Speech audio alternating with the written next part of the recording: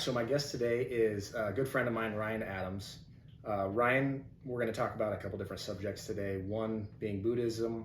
Ryan lived in a monastery for a couple years and is a practicing Buddhist today. Very interested to hear about that. Also, we're going to dive into some work that he's doing now. I think it's great work. He's doing some stuff in different child services and I think, correct me if I'm wrong or using the wrong terminology, but foster care type stuff. So we'll dig into that. I want to hear what's going on there too. So Ryan, thanks so much for taking the time to talk with me. Yes, thanks for having me on. I'm excited. Yeah. So why don't we do this? Give me like a 2-minute rundown. Let's dig into your background growing up, things like that, before we jump into the Buddhist stuff. Okay. 2-minute rundown. That's a good amount of time. So I grew up in Iowa, central Iowa. I graduated from a small high school in Madrid, Iowa. It's a little town, about 3,000 between Des Moines and Ames. Went to Iowa State. After Iowa State, graduated in 2003, and was in the Peace Corps in Paraguay for just over 2 years. In the midst of those Latin American adventures, I met and fell in love with a beautiful Norwegian woman. And so after Peace Corps, I flew directly from Paraguay to Norway, and we decided to get married. Spent another 2 years, roughly just under 2 years in Lillehammer, Norway, with her. We moved to San Francisco kind of on a whim in, I want to say 2010. And we did not last, although we're still very, very good friends. I started working with kids who had been through trauma background there at a really good program in San Francisco General Hospital. When she and I split up, I took the opportunity to do something that I'd always wanted to do, which is to spend some time in a Zen Buddhist monastery, as you say. And was there for just over 2 years. Came back, and I've been working with kids with a trauma background and mental health difficulties and behavioral difficulties pretty much ever since. Over the course of the last 7 months or so, I've made a transition out from working within the formal system to stepping out and kind of, in a way you could say, doing some more bird's eye view, broad scale, systemic things. Okay, so walk me through this, because it's not obvious why, or I should say not common, that somebody that grows up in small town Iowa, you went through a lot of experiences, but that ends up in a Buddhist monastery. Mm-hmm. So you said it was something you always wanted to do. Can you make that connection for me? Between Iowa and Buddhism? Yeah, I mean, I've gotten to the pleasure to meet a lot of small town Iowa people, and you're the first person that brought up Buddhism. Yeah. So if you could make, how did you get? Well, I feel like maybe what you're asking is almost why? How did I grow up in little town Iowa and then kind of live take the road less traveled? Yeah, sure. I feel like what you're really asking. Sure. I mean, we'll get to the origins of my Buddhism a little bit later, but I have an older brother who influenced me, I'd say, pretty considerably. He was philosophically minded and very much an explorer, an intellectual, and an adventurer. And I think that was a big factor. I think, we gotta also even just think about things like privilege, like coming from a background where I've got the opportunity to even think about things like going to other countries, and kind of, that coupled with just, I've always, I think, had a very inquisitive and maybe steadfast nature, that got me interested in travel. And I think travel in my youth was a big, became a gate to subsequent explorations. Like when I was in Iowa State, I studied abroad in Florence, Italy. I spent some time in Europe, on garden variety tourism. I spent a semester in Durango, Colorado. So I think there were a few factors that just led me to do a lot of exploring and inquisition, mm-hmm. or inquiring. Sure. Was your whole family that way? No. No. I think my dad married my stepmother when I was 9 years old. and I refer to this person as my brother, but he's a stepbrother strictly speaking. But I think my stepmother and my stepbrother, I got exposed to a lot more, I guess, cosmopolitan types of things at about that age, and that really piqued my interest. Mm-hmm. So, is that what led into? You said after Iowa State, you joined the Peace Corps. Did I catch that correct? Yeah. So I think there's a connection there for sure. I knew I wanted to travel when I was young. Mm-hmm. And I was kind of also just, I guess you could say, graced with a desire to help people. Even as a kid, had a naturally fairly compassionate disposition. I remember the decision to join the Peace Corps. So this would have been, I think, the summer after my junior year in college. I'm almost sure of it. And just like many a college student, I had a summer job. I was waiting tables at Carlos O'Kelly's, which used to be up on West Town Parkway in the West Des Moines area.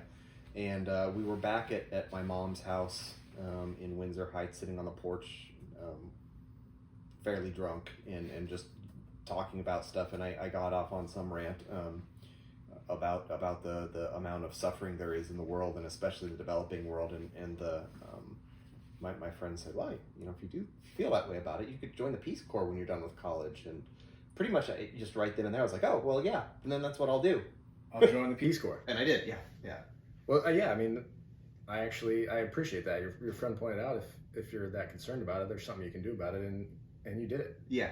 That's great. I'd say I've been lucky in that sense too, is I've kind of, because I've you asked me a question just a few moments ago that I really, to be honest, haven't spent a lot of time thinking about, which is, why have I taken a path that's maybe very different than the average person from small town Iowa? And I think I've also been lucky in that I've just always had the disposition of, why not embark on that adventure? Let's go for it. Yeah. So you said Buddhism was something that you always wanted to, you were always interested in. Did I catch that correct? Or when did you decide that you wanted to become Buddhist? Well, when did I decide that I wanted to become Buddhist?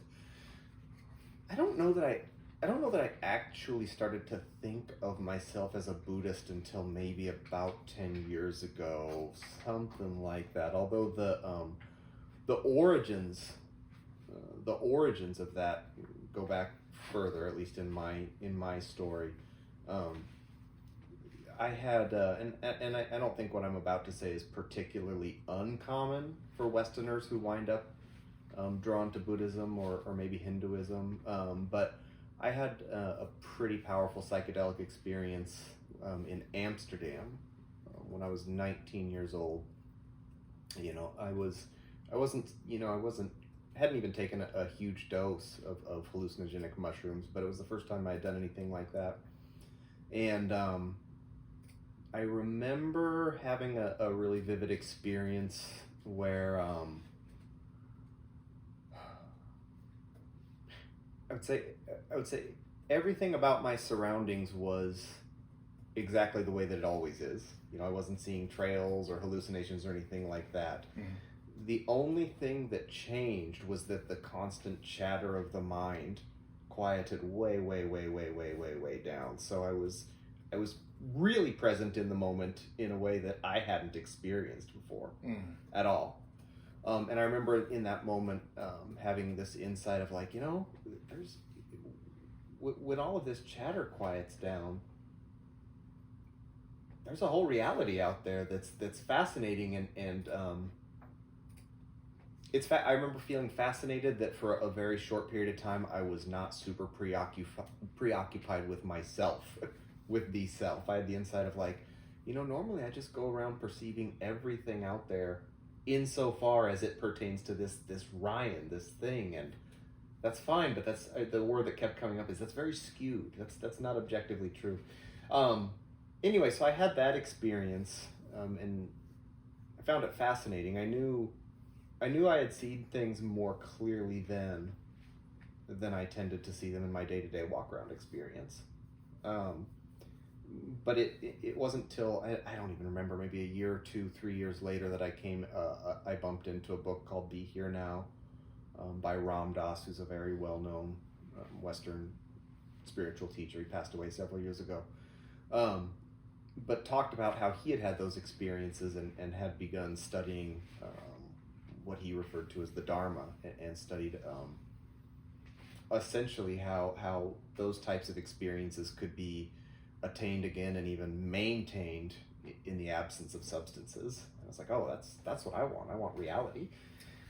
So your whole practice, your segue into Buddhism is all about recapturing that experience that you had in Amsterdam. It was. Yeah. It's changed considerably since then. My orientation towards practice and spirituality has changed a lot since then, but that was the beginning. Well,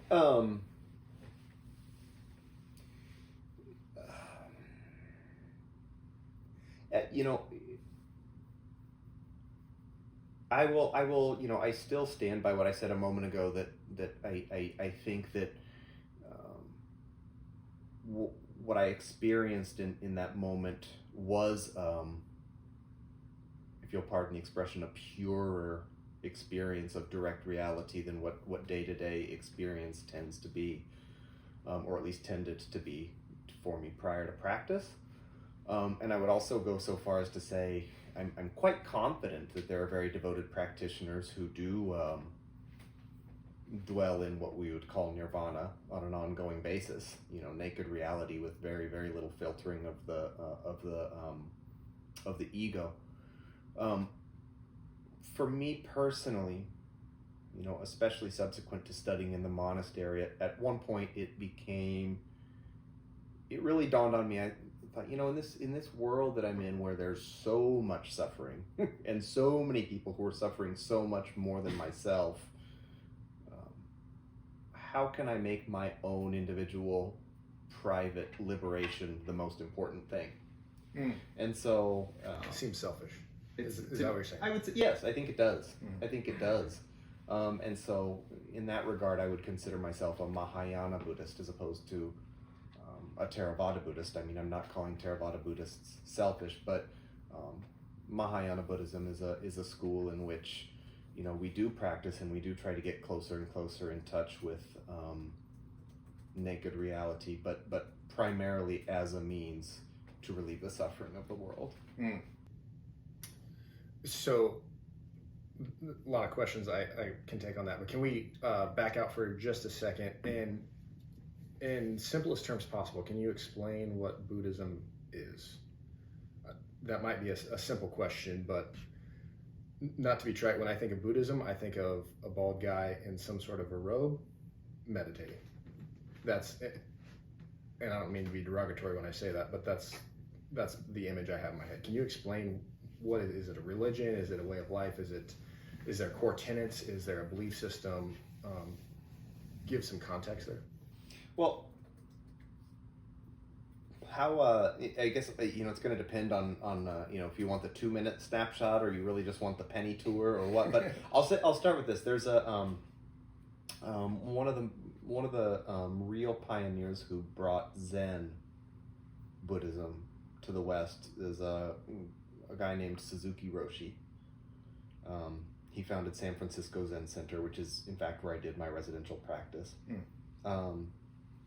And a student once asked him, even in simpler terms, or even more, like really cut it down to one sentence. She asked him something like, "Can you I hear all these teachings, just boil it down to the shortest possible explanation you can give." And he reflected for a moment and he said, "Everything changes." So let's unpack that a little bit. Yeah, but that's the penny tour. Everything changes. The Buddha taught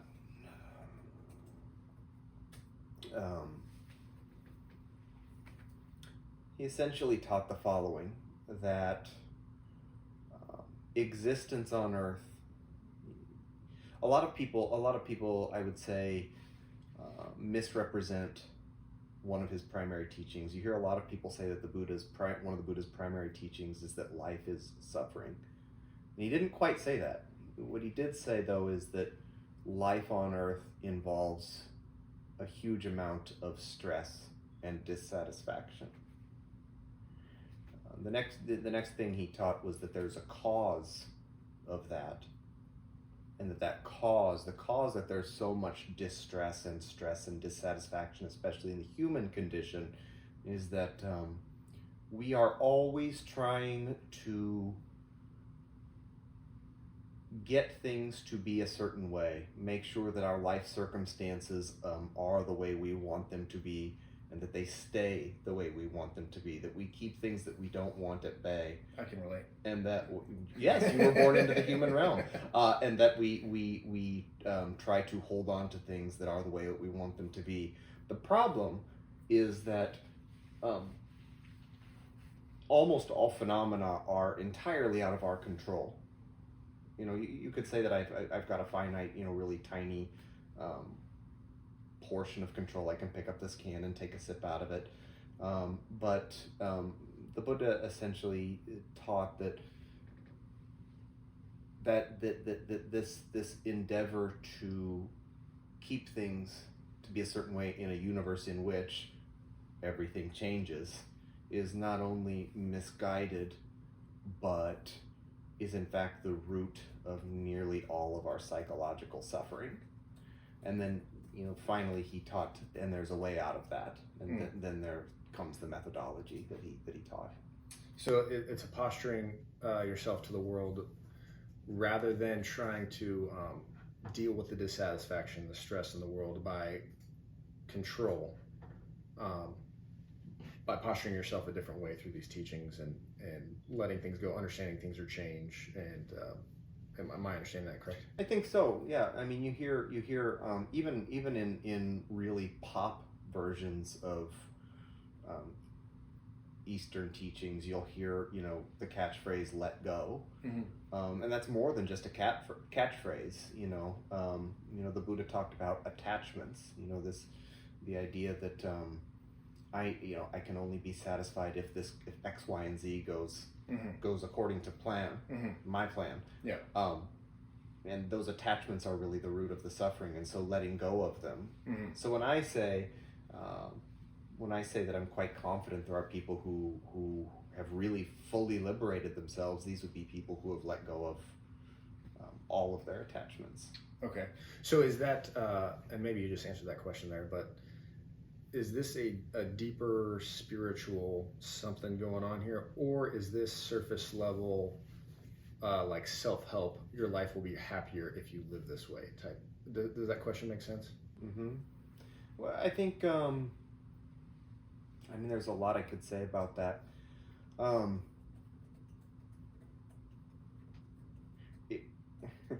It's certainly closer to the first thing you said. Okay, sure. But as with a lot of things, as people get, as the years go by, people water things down. And so, I think there's a lot of very, very watered down Buddhism that looks like what you just said, that, it's really just, feel your feet on the floor when you take a shower in the morning, and, breathe deeply as you drink your tea, and that's enough. And really, historically what the Buddha prescribed was required a whole lot more than that. The Buddha said, if there's any way you can do it, if there's any way you can align your life to move to the woods with just a robe and a bowl and do nothing but purify your mind day and night, do that, because these attachments don't die easily. And so, yeah, it's certainly closer to the former, but in many of its modern manifestations, the latter reigns supreme. Okay. So is there a... Does that answer the question? It does, yeah, it does. And I can see, without knowing much about the background, I think a lot of things get taken out of deeper religions that maybe had more context and meaning surrounding them, and they pull it out and put it in modern terms and simplify it, and which is probably good. They probably are helpful for life, but they probably shed some meaning and some importance when we do that. So is there a central text, like Christianity has the Bible, Jews have the Torah? Islam has, the Quran, is there a central text to Buddhism? I would say with Buddhism, it's a little bit more complicated, but the short answer is yes, and that would be the Pali Canon. So the Pali Canon, it's much larger than any of the texts that you just described in other religions. The Pali Canon is almost like a series of encyclopedias. I cannot right now readily recall. Just as Jesus did not speak Hebrew, he spoke Aramaic, correct. The Buddha did not speak Pali, but he spoke something that was a descendant of, not a derivative, but a descendant of Pali. And I can't readily remember what that's called. But at any rate, so the Pali Canon is just as problematic as any number of religious texts, in the sense that the Buddha lived 2,500 years ago, didn't write anything down. His teachings were relayed orally from generation to generation to generation over 500 years. And then after 500 years, so this would be 2,000 years ago, people started writing down what's now the Pali Canon. Now, I say it's a little bit more complicated in Buddhism because I'm trying to think of my time frame here, but roughly speaking, a few hundred years after the Pali Canon was written down, some monks, over the course of, actually it was written over hundreds of years, began to write the Mahayana Sutras. And so these were actually to a degree reformations of Theravada, of older Buddhist teachings. So you almost might want to say like something like the Book of Mormon or something like that. The difference being, well, there's two critical differences, I would say. One is that the Buddha actually invited, he was very overt that, how in the New Testament there's that passage where Jesus says to doubting Thomas, it's great that you believe because I've shown you the proof, but the really blessed ones are the ones who believe on faith. The Buddha was very 180 degrees in the opposite direction. He was very much like, I want you to question everything. I don't want you to believe anything I say unless you examine this and it jives with your deepest understanding. So I think that's a pretty fundamental difference in the evolution of Buddhist scriptures relative to the evolution of Christian scriptures. The other difference would be, the Book of Mormon obviously was the genesis of Mormonism. That was the birth of Mormonism, which is one small denomination of Christianity, whereas the Mahayana Sutras really took off and reformed in some way some of the Buddha's earliest teachings, but eventually became an even larger school of thought than original Buddhism. Okay. Does that make sense? I just said It does. threw a mouthful at you. No, and I think you made an important correlation there, that a lot of these texts, they become oral tradition for a long time, and then they're written down. Yes. So how do these reads? Is there like a creation myth and other mythologies, stories with like a lesson in them? Is it letters? Does it read like Meditations of Marcus Aurelius, where it's like his journal? How does the text read? I think I'll give you my impressions. I certainly have not read the entire Pali Canon, and I also certainly haven't read all of the Mahayana Sutras. But I think I would say, in a way, I would say that they're kind of similar to the New Testament, where it's a blend of sermons or discourses and also anecdotes that sort of demonstrate the teaching in an embodied fashion. Do you have any favorite stories?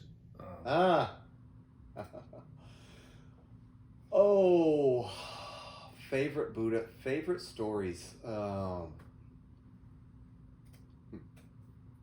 I've got one that readily comes to mind, but it wouldn't be a good opener because there's too much context that's required.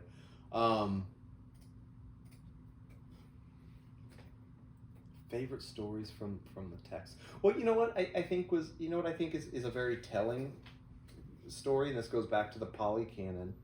So old original Buddhism. You know, you asked specifically about origin stories. Mm. So when the Buddha was asked about stuff about, you know, who created the universe and where did it come from, he said a couple of things. One thing he said was, which we'll say was of secondary importance, but he definitely, you know, it's definitely attributed to him, is he said, well, who knows? You know, who knows? But I'll say this, if there is a creator who made all of this, he should have a really guilty conscience. He should feel, you know, he's a very guilty God for having created this world of suffering. But the main point that he drove home, not just with that question, but with any number of cosmological questions, the Buddha said, you know, I don't want to spend too much time on those questions. He said, I'm teaching two things. I'm teaching that there is suffering, and I'm teaching that there is an end to suffering.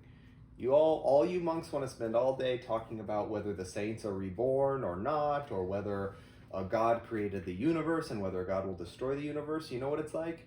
It's like somebody has been shot with an arrow, and I'm coming along and saying I can help you take that arrow out, and you're saying no. I need to understand, where did the arrow come from? What tribe did the person who shot it come from? What was the angle that it came at before it got into my body? And once we talk about all of that, then he said, there's no time for that. I'm teaching you the path to end suffering. I don't want to talk about where the universe came from. So he was very honest in the fact that he didn't know, which I actually appreciate when somebody can say, well, I don't know for sure. But it sounds like he was very focused on solving one problem. And I'm wondering if that same focus to attention to detail, or focusing your energy, is what showed up in the Buddhist monastery lifestyle. Let me back up a little bit, and this might even be an edit for later because I don't want to speak. But he didn't so much say I don't know, so I may have misspoken there. There's another anecdote where the Buddha walked with the monks through the forest and picked up a handful of leaves, and he said, "Okay, which is more, the amount of leaves in my hand or the amount of leaves in the whole forest?" And they said, "Well, the amount of leaves in the whole forest." He said, "Okay. Just as there's that many more leaves as there were leaves in my hand, I've realized and come to understand that many truths about the universe, but I'm not going to talk about them. I'm only going to talk about these because that's what's going to help you." Mm. So I don't know if he exactly said he didn't know whether there was a creation, but he said it's not something he wanted to waste people's time delving into. Yeah.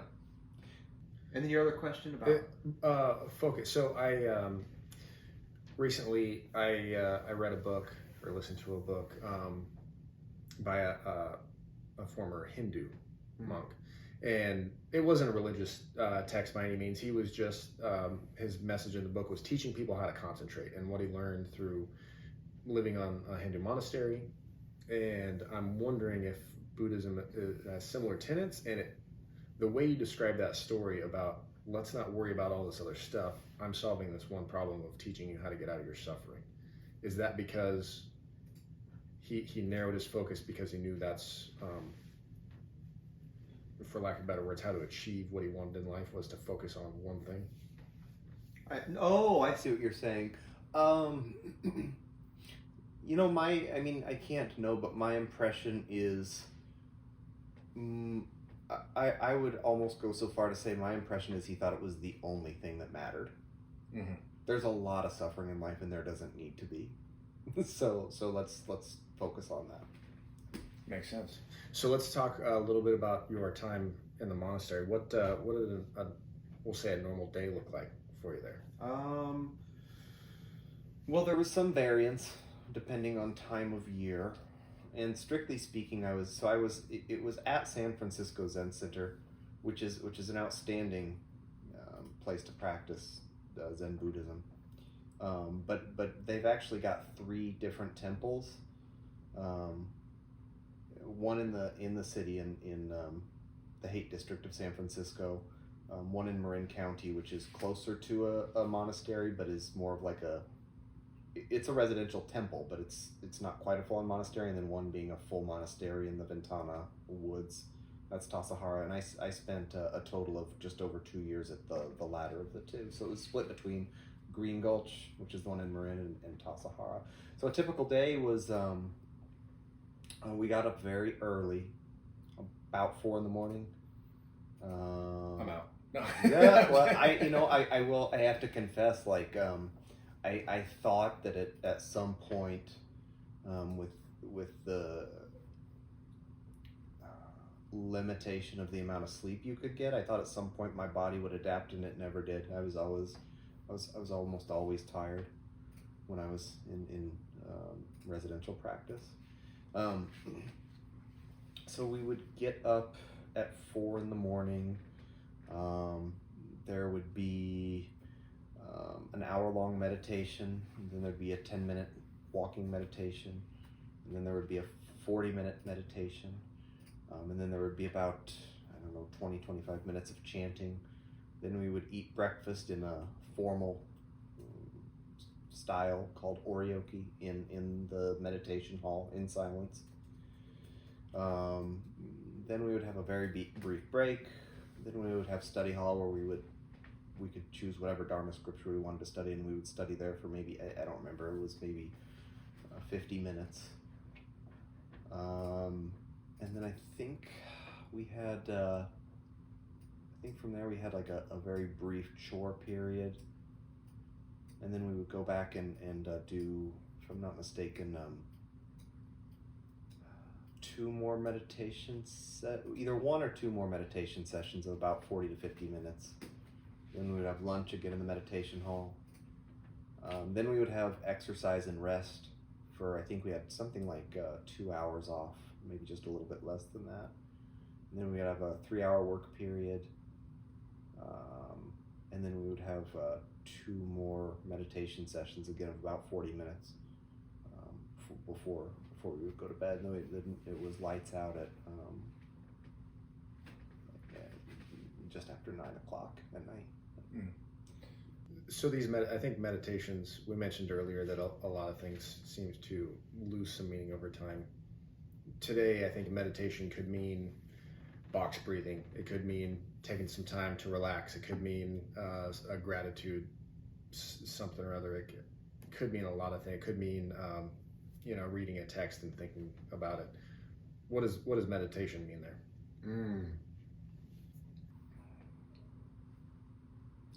That's where it starts to really vary depending on what school of Buddhism you're in. The original Buddha's teaching was, originally the Buddha taught kind of a threefold orientation, where he would the foundation of it is sila, or ethical behavior. The premise being that if you're not behaving ethically, then you will never get your mind to quiet down. your conscience and your greed and your hatred and your delusion will be running rampant if you're not behaving very ethically. And then the second step was samadhi, in which the Buddha prescribed, okay, you've got your ethics in order. Now your mind is ready to be quieted through a series, whether it's breath awareness or very focused one-pointed meditation. And then the final step was vipassana, or insight, where, okay, you use this quiet mind that you've cultivated to really, really closely examine the nature of experience and the nature of reality. And after time, you will very, very clearly see that there is no self that is separate from the rest of reality. And once you do that, you don't have cause to hold on to anything anymore, and you're free. Zen has a great deal of overlap with that. Zen certainly still prescribes ethical conduct as the foundation of meditation. That's not done away with. But the meditative focus is there's a Japanese monk named Eihei Dogen who I would say really radically reformed, and Zen meditation is known as Zazen, and basically said, hey, you know what I realized is you can once you've got your ethical conduct in order, you can go straight to naked reality. You just have to keep doing it. Just drop all of your, he would say, drop mind and body away, drop all of your concepts. You can go straight there. It's a very, very different way of meditating, and in that sense, I would say Zen is an advanced course. It's not always advanced students that try to take it on, but it can be tough. They throw you right into the deep end. Mm. Were you ever able to reach that same feeling or experience you had from your experience in Amsterdam through your meditation? More or less, yeah. Yeah. Usually, you know, I'm not a fully enlightened being. I'll out myself, but I would say my sense of ego and my sense of self are substantially diminished from where from when I began practice. I am certainly lighter of heart and lighter of spirit, but as far as like direct experiences of what I would call nirvana, where the ego filter is completely dissipated,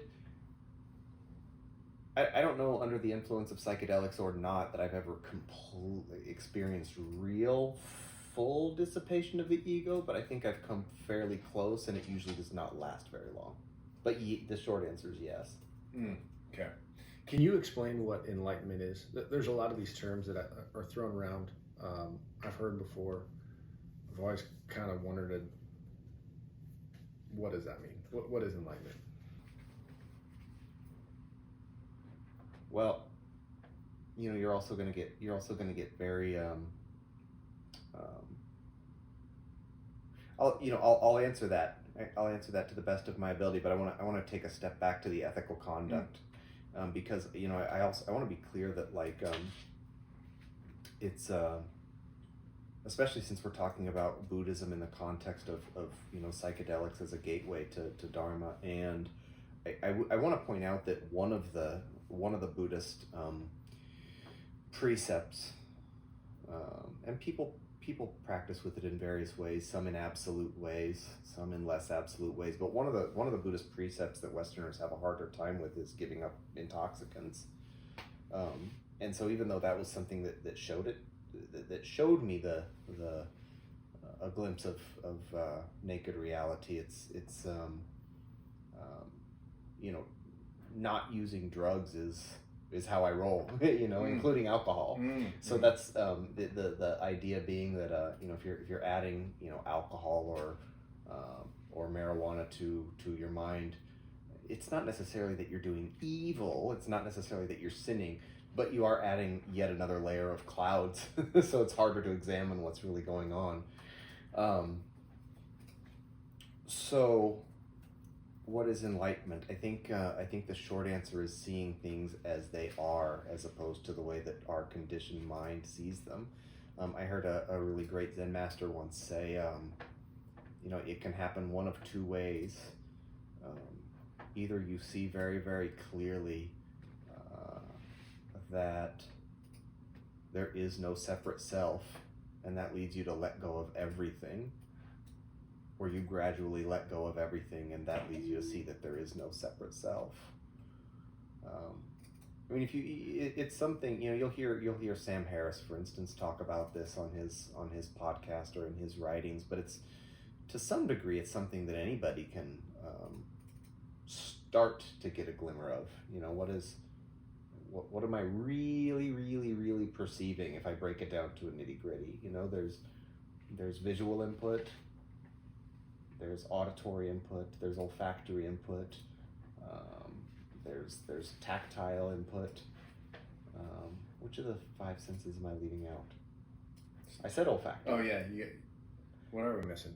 Did you got texture, use of touch, Taste. There's There we taste. And then there's mental activity. There's ideas. Mhm. Those are the 6 things that are happening in consciousness.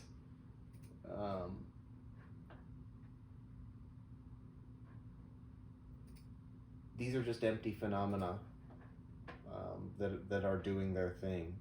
The idea that there is a separate self or a separate pilot that is experiencing them falls apart under really, really close scrutiny. And in fact, the idea that there is a separate self or like an automaton that's experiencing it, that would fall under the category of mental activity. You as a separate self don't exist without your own self-reflective thoughts. But you got to really examine to start to even see that. You can talk about it in theory, but Yeah, that's pretty deep. So all of this is leading to the or dealing with the issue of suffering in the world. And if you can overcome that I guess mental paradigm we have, then you can release your suffering. Do I understand that correct? Yes. Okay. I mean, almost all of it. Sure. The Buddha was also clear that. You mean I'm not enlightened now? I'm not gonna be able to tell you one way or the other. But the Buddha was also very clear that even if you do that, you're still subject to old age, sickness, and death. Yeah. That still hurts. Mm-hmm. Okay. So why did you leave? The monastery. Yeah. So I think I mentioned that I had worked with kids in the foster system, or kids who had very, very acute behavioral needs for about a year prior to, and that was something that I fell in love with right away. I mean, that field and those kids that just took me, as did the people who work with them. And after I had, I remember sitting in meditation. I don't remember if we were in retreat at that time or if it was just the day-to-day schedule, but I remember I was in a meditation session, and I was kind of, when people tend to believe that when you go to a monastery or a temple that you get really serene really quickly, and that is really not what happens. All of your neurotic stuff comes up and has to be dealt with because you don't have any distractions anymore. And so anyway, one day in meditation, I was looking at, I was just kind of examining the nature of some of the neurotic patterns that come up. And I remember observing, they're certainly adamant. They keep coming and repeating themselves. They'll clamor for your attention no matter what. If you try to push them away or suppress them, they come back with a vengeance. If you try to ignore them, they sneak around through the front door and they come into your consciousness. And the only thing that really heals them is if you truly meet them with unconditional love and acceptance. And I really had a moment where I was just like, oh, they're just like the kids that I work with. And then from there, I had a growing sense that I wanted to take the fruits of the practice that it had been cultivated there in Tassajara and go back to working with the kids, and I've really never looked back from that. That actually leads me into a question I want to ask you. I think an objection a lot of people would have, if they were to have an objection, would be, well, it's great if you're living in a monastery and you can meditate for 5 hours a day, but I have a family, I have kids, I have responsibility, I have a mortgage, I have a job. What lessons do you think an everyday person could take from what you learned and apply to their life? Well, the first thing that comes up for me is I think there's a lot of truth in that objection. There's a reason that I am not spending the vast majority of my life in a monastery, and that's because I think the most important thing is to engage the world in a healing way. Some Buddhists, especially older traditional Buddhists, might find some disagreement there. But what lessons would someone with a busy life take from it? I mean,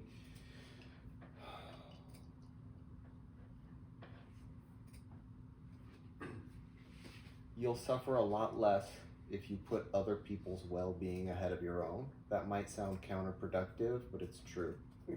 If you put other people's well-being ahead of your own, you will suffer much less. There is nothing in the universe that is worth clinging to or holding on to.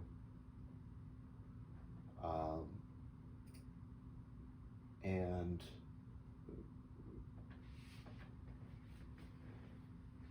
please spend your life in mindfulness, because the average person who has never practiced meditation in earnest is probably unaware just how much they are talking to themselves in their mind throughout the day. And not just talking to themselves in their mind throughout the day, but doing so to the exclusion of paying attention to their lives. I love all of those. The first one really caught my attention. Basically about turn your awareness away from your own suffering and put it on others, and try and serve them through it. I'm rephrasing what you said, but I think that's basically the gist. Yeah, we're also stressed out because we're always chasing our own happiness. Mm-hmm. Yeah. Well, I mean, it's something I found particularly true in my life, especially in dealing with money. I've noticed that if I'm dealing with a financial situation, when I was younger, money was a lot tighter. Now I'm fortunately in a pretty good situation, but when money would get tight, the more and more I thought about how to solve my own problem, the worse it got. And I found that if I just took the money I had and gave it to somebody else in need, my problem, internal problem, Felt a lot more relaxed. yeah, like an amazing change of internal state. Yeah. Unbelievable. So that really resonated with me, what you had to say there. Yeah. I appreciate that. So you left to go back and help children. Tell me about that. Tell me what you did from there, and then maybe we can lead into what you're doing now.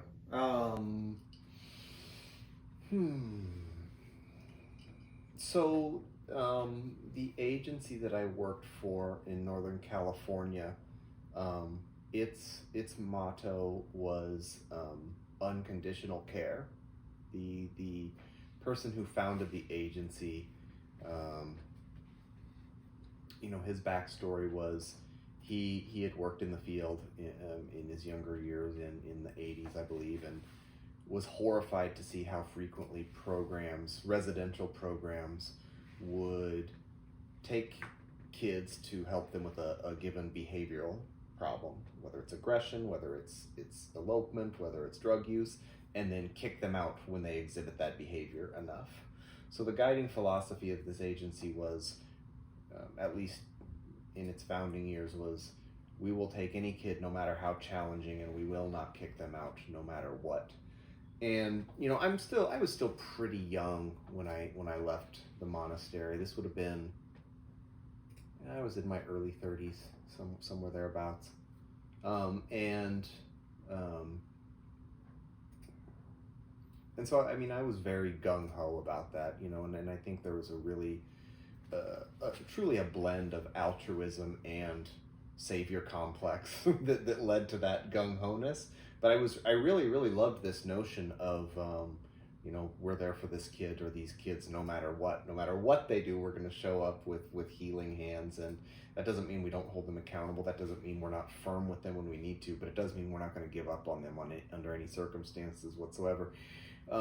But when I came back from the monastery, I was privy to conversations in which I heard people saying, well, we can't take this kid because he's got too much aggression, and we can't take this this kid because they've been sex trafficked, and we know that that's a really hard pattern to break. They're running in, and I was in my idealism and enthusiasm, I was mortified. I was like, wait, what happened to the unconditional? This unconditional love became very conditional. Yes, really conditional. And so the boss said to me, if you feel that way about it, Ryan, there is a new model that I'm working on for the hardest kids, but you'd have to live with them. I said, okay, I'll do it. And so they renovated a duplex specifically for the purpose of fostering kids that Santa Clara County had no answer for, and I became a foster father in that context. That lasted for about 3 years. I did other things for the same agency. I worked with parents. I supervised direct care staff in schools for kids who had very real struggles. Community-based work. Variety of things. Yeah, you did a number of things. I think it would take a certain level of Just being weird. that's not where I was going with that. A certain level of patience, or I don't know what it would take, but to live with the kids that are the worst off. I think those are the kids that need the most help, but I think it takes a special person to take that on. You did. Thanks. So kudos to you. How did you find that experience? Do you feel like you were able to help, or do you feel like after that some people are just so far gone there's nothing you can do? You know, well, I know I was able to help. The first young man who came to me, he was very, very outspoken about being a norteño and wanted to be a gangbanger his whole life. Was pretty clear that he didn't think he'd live very, very long, and he turned his life around very successfully. Since then, I mean, he's a grown man now, but he's he himself has been a correctional officer in high security prisons, I think including maximum security prisons. He's done casework helping people who are on parole. So he's really turned his life around and has in fact become something of a peacemaker in his own right. Unfortunately, I think there are those cases where I also feel that I've certainly seen cases where almost everything that could have been done was done, and the damage was too severe. That's a reality sometimes too. One thing I think I've probably heard. I've heard a number of people talk about this. I think Jordan Peterson comes to mind, but in his practice, he realized that there's nothing somebody can do until somebody wants to help, until somebody wants to change. In your experience, was there conditions that happen that somebody decides they want to change, or is that at random? Is that somebody's spirit? Is that somebody's pain has gotten so bad that they want to change?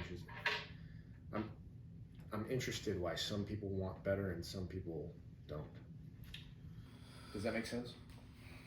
Well, when I try to take like a 500,000 feet bird's eye view, and I would actually frame it somewhat differently. There's I think, and I did not come up with this phrase, but it's been said that we need to reshift our thinking with these kids from what's wrong with you to what happened to you.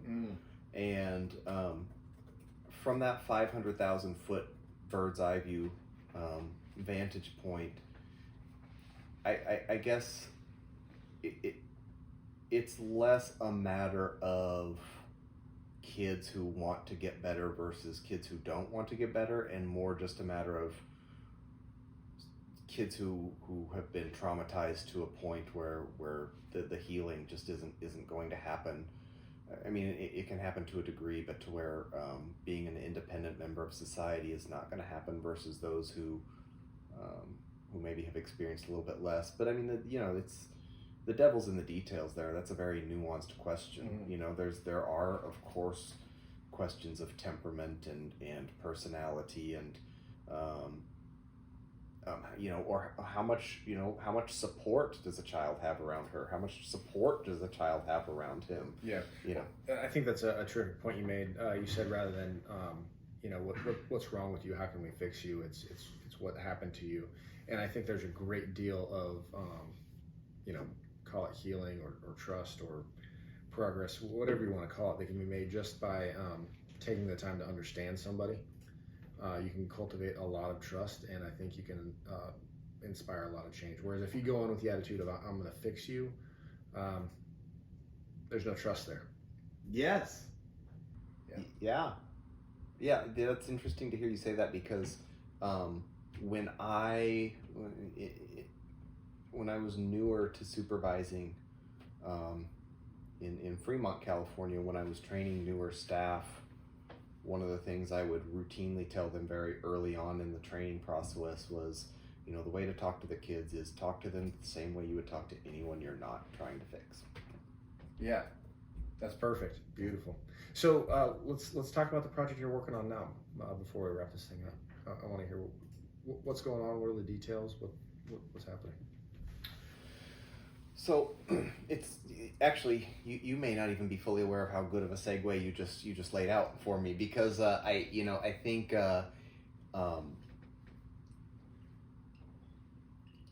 within child welfare, I think within the helping fields in general, but I'll speak more for the child welfare and child mental health and behavioral health sectors, we have a long way to go in terms of getting away from the how do we fix this kid model. How do we fix this behavior and check it off the list and move along. We have a long way to get in terms of evolving from that point. We certainly have a long way to go in terms of centering a child's community and family in their healing process. We're still very much, by and large, a bunch of professionals trying to come in like a SWAT operation, teaching Johnny, Johnny, you break things, and so every time you want to break things, you need to squeeze this stress ball instead, and great, now we've done our thing, we can do our billing. The problem is, you can't fix a human being or a kid the same way you can fix a ceiling fan or a carburetor. It's just that these are very, very different things. And so what, and I don't mean to give short shrift to service providers or the services that they provide. There's a lot, sometimes you've got to fix a behavior, but I think that tends to be symptom treating. And what almost all services overlook is they do very, very little to add to a traumatized child's sense of belonging, especially, and a child's sense of purpose, or a way that she can contribute, or a way that he can contribute, or the way that a parent can have a greater sense of belonging or a greater sense of purpose and contribution. I've also, one thing that we almost always overlook in our fix-it paradigm is, if you want to help the kids, start by helping the parents, because we want to keep kids with their parents, and we want to keep a strong, healthy family unit and community where a kid does feel safe and protected and doesn't feel like people are trying to fix him, feels like people love him. So with that in mind, there are coast to coast, and that includes Iowa, there are a number of preventive and very family and community centered services called family resource centers. Family resource centers are very grassroots. They're not always called family resource centers. Sometimes they're called, family support centers, neighborhood resource centers. But what these will often look like is, you get a group of parents and you get a group of community leaders who really have their finger on the pulse of you know, what does our community need? What do families need? What do the kids in our communities need? And let's start doing something that's tailored to that. You know, this might look like a place where parents and families who are struggling can go to get a little bit of respite. It can, you know, the more families are struggling, the more isolated they become. So it can certainly look like a place where parents who are struggling can come to enhance their social circle, their social connection. They can offer concrete resources in times of need. You know, you always have to be careful of things like enablism, but there is something to be said when people are really, really at a point of crisis for giving food, diaper banks. You know, a family resource center can look like a lot of things. The difficulty that family resource centers run into is that they, because they are so hyper local, they're often very siloed, and they're often very under-resourced. They do not get any dedicated federal funding. Oftentimes they don't get a lot of state funding. And so what we are working toward now is, with the help of a nationwide nonprofit, we're actually trying to help Iowa's family resource centers to form a statewide network with one another. But once the family resource centers know about one another's existence and they are cooperating and collaborating, a few things can happen. One of them is they can adopt more data-driven, scientifically proven model fidelity. You know, we've shown that this works, and these are some of the interventions that we are going to be adopting and implementing in various family resource centers, FRCs throughout the state. At least as important is the fact that they are no longer siloed and they're no longer hidden, and that means that a network of family resource centers can become one unified voice to solicit more private and public funding. And so then what we have is what can really be really giving the funding to what I consider to be some of the most effective services and interventions to keep kids from ever winding up in a residential facility, to keep families from ever being child welfare involved in the first place. You know, interventions that are defined by people with living experience, led by parents and parent advisory boards, malleable to the individual needs of families and communities, as opposed to service providers coming in and fixing it and putting funding there and putting attention there. I think you get a lot more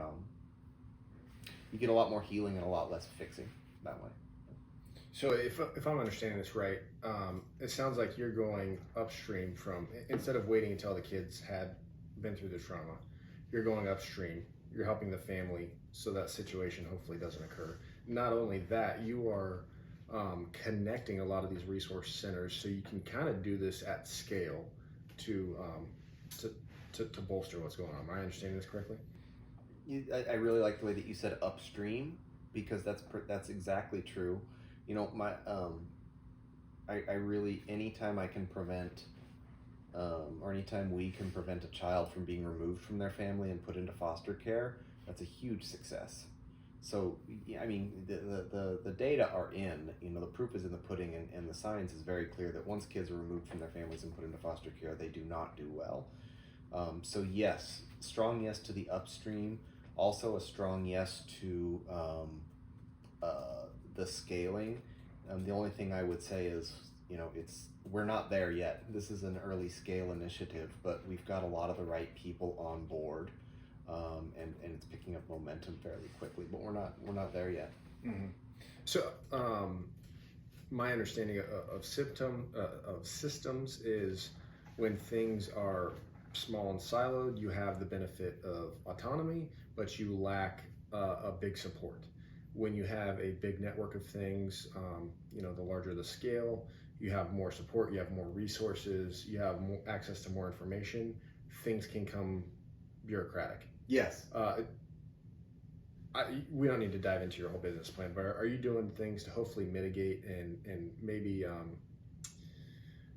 curb anybody's concern? You know, if there's a resource center in a small town in Iowa and they're concerned that if they join your network that they're going to lose some of their personal autonomy, Are you doing anything to curb that potential problem? I don't know if what I'm asking makes sense. It makes total sense, and I'm impressed that you've got that level of insight, because that's, what you're asking about is very much the core of why this is the path that I've chosen, because the way that I've worded it in the past is by approaching it from this angle, we will have one foot in the system and one foot out of the system, really to kind of take advantage of both sides of that. So a couple of things. One is, it's something that we've named outright, and that a lot of us are very acutely aware of, just to be, brutally blunt about it. There's a very real fear that we talk about, that if we accept the wrong funding stream and we do it without the appropriate conversations beforehand, that this could get looped under, taken under the wing of the status quo, and then we've, just. That's what you're fighting against. Well, I wouldn't even say I'm fighting against it, but at least, I like the idea of there has to be a child welfare system. There has to be a foster care system. These are not evils in and of themselves, but I want to prevent families from getting there if we ever can.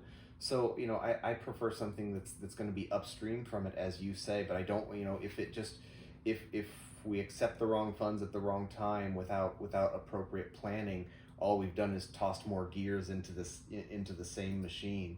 But also, I would say this is one safeguard that is really, really important. The nationwide nonprofit that's helping us to collaborate like this, they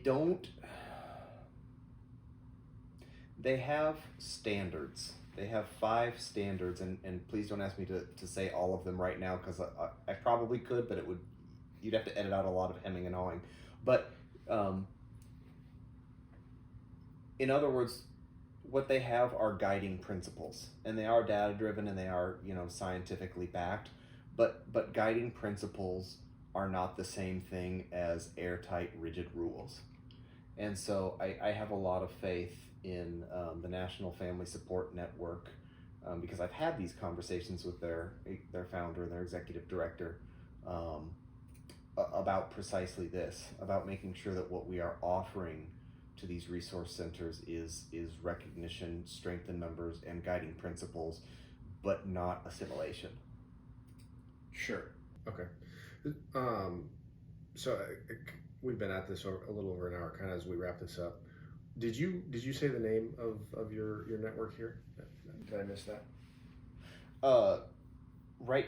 We don't have a network yet. Okay. Where we have a do you have a name of your I don't know if a business or your nonprofit, I guess. Iowa FRC Planning Committee at present. And what are you guys looking for right now? Are you looking for donations? Are you looking for people? Are you looking for connections? Are you looking for strategic partners? What are your needs right now? All of the above. Absolutely all of the above. I would say our needs are so there's 3 action steps that we're really focusing on right now. One is we want more parent and community leadership. Right now there are 25 of us, 2 of whom are parents with lived experience. 3 if you count me, but I'm a special case. I was a foster parent for 3 years. As a system, we have more than enough professionals telling families what they need and what they should do about it. We want this to be community-led. So we want, if there's someone out there, if you're a parent who has, if your family's been at any point of a struggle, if you've been served or misserved or underserved by a system or the system, that's someone I would love to talk to, because those are the voices that we want leading this.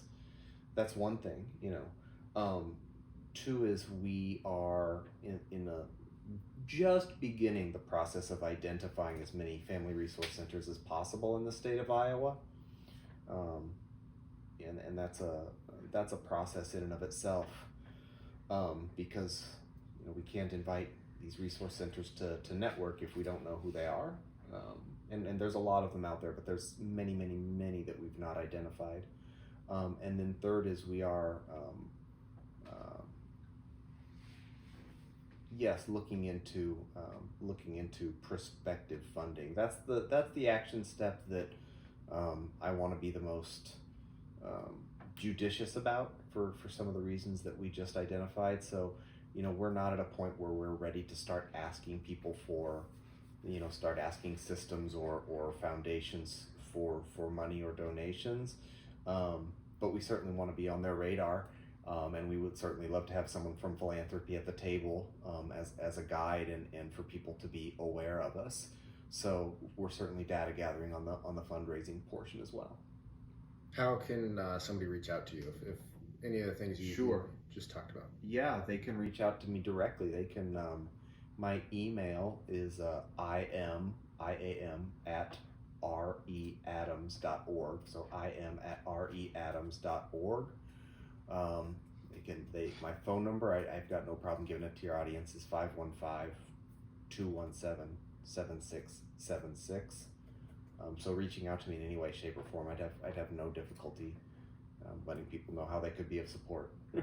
That's great, man. Well, I really appreciate it. I think it's great work you're doing. I think it's very necessary. I think what you're doing is really important. I'm glad you're doing it. I like what you're doing too, and I think it's important with Project Perspectives. Thanks, man. Anything else you want to say before we wrap this up? No, just thank you. Thanks for having me on. Thanks for what you're doing, and I guess I'll double down on my parting words that anyone out there who wants to be a little happier, focus on someone else's well-being. It'll work. That's a great way to end it. Thanks a lot, Ryan. I appreciate it. Thank you, Wade.